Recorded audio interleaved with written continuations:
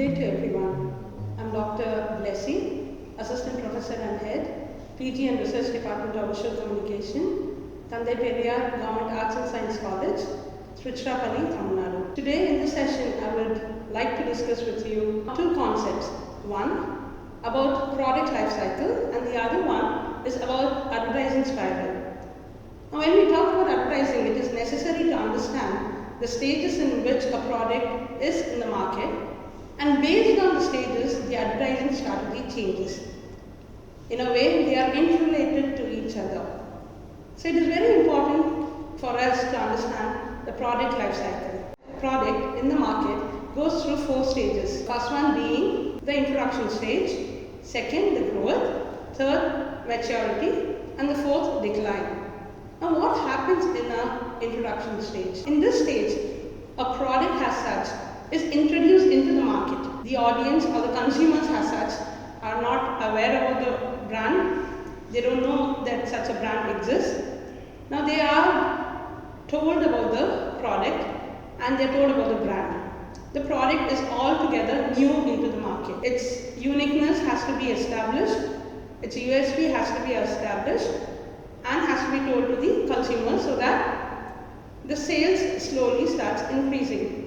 So here, when the product is in the introductory stage, we cannot expect the sales to be high because it's a very risky stage. If the product gets established in the market in the introductory stage, then you can be sure that the product will do well in the market. Otherwise, many products tend to lose out from the market at the beginning stage itself. Then the next stage as such is the growth stage. Now in this stage, the product has been identified by the consumer and it's trying to compete with the other products in the market. Now slowly, the share in the market starts building up, the sales go higher. And after it has established itself in the growth stage, it goes to the next stage called the maturity stage. In a maturity stage, the product as such has established itself well in the market. It has a continuous sales every day, every year, and there is a kind of a profit that is building up during this phase. A product can be sure that it can stay in the market if the sales is continuously going up every year. The fourth stage as such is the decline stage. Now, many products, when they are in the market, when they are not able to compete with the other products, or the other products are doing better than them, or there is a new feature that is introduced and this particular product is not able to survive the market pressure, it tends to decline from the market. For example, a few decades ago, in India, we used to have a brand called Gold Spot, which was a cool drink brand. And this brand, which did so very well in the market, tend to be nowhere in the market now because it has come out of the market because it could not compete with the competition that was given by Pepsi. Now this is what happens in a product's life cycle. Now when a product is able to manage the maturity stage and it's able to sustain itself, well and good. Not every product goes into the decline stage. Now depending upon the product life cycle, the ad strategy has such changes. Now when you are creating an ad for a brand as such, it's very important or significant to first of all understand which stage this product is in. Whether it's in the introduction stage, whether it's in the growth stage or maturity stage. Depending upon the stage, the advertisement as such will change. Now when we talk about the spiral, advertising spiral, the 3 main stages of an advertising spiral is the pioneering stage, the competitive stage and the retentive stage.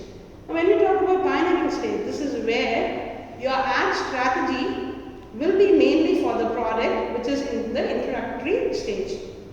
Here, you have to pull in a lot of money because you are going to introduce your product into the market. Now people have to know about your product, they have to be aware about your product. So what do? You continuously give advertisements saying that you have introduced a new product into the market and this is brand A which is able to give you all these features, this is our USP, and you are trying to really talk about the brand and tell to the people, here we have an alternate for you, please use us.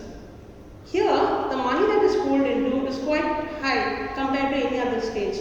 because the brand registration has to happen at this stage.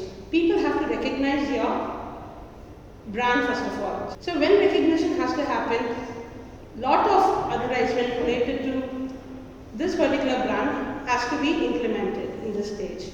Words like new, for the first time, these kind of words are being used at this level of advertising, at this stage of advertising.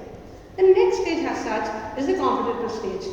Now what happens in the competitive stage? Here the advertising is related mainly to do with the growth stage.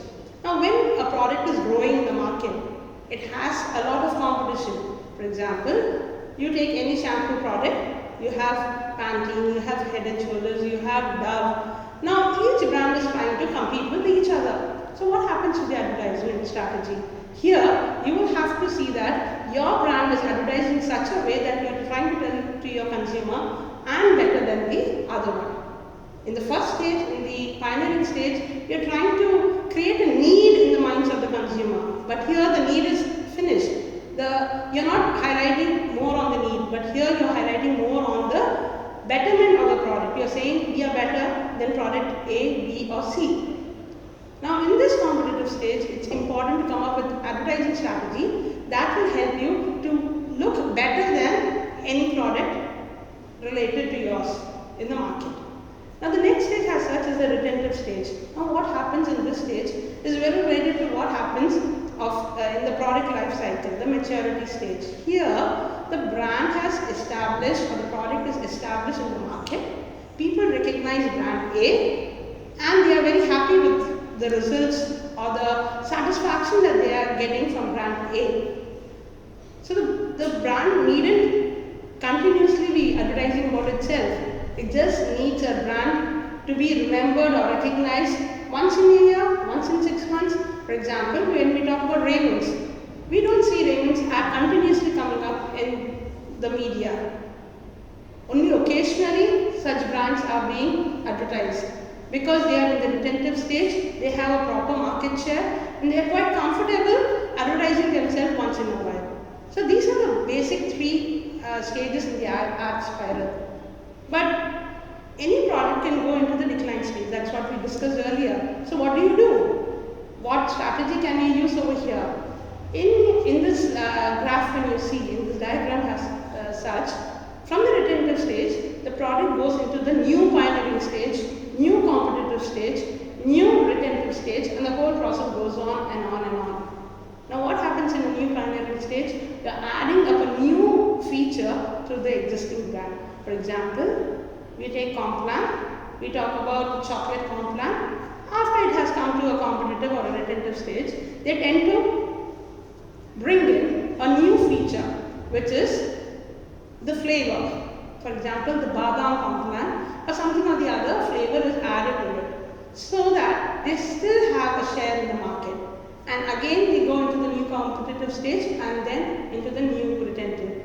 When the ad strategy changes according to the stages of a product, it will see that it stays in the market. It tries to avoid the decline stage. Now I hope you are clear about product life cycle and how very important it is before we start any advertising strategy to be understood and to implement ad strategy according to that. To understand the stage in which the brand is and then implement your ad strategy according to it. Dear students, I stop the session with this. I hope I have given you few insights about what is product life cycle and the advertising strategy that has to go hand in hand. Dear students, I will meet you again with another topic in the next session. Until then, thank you. Have a good day.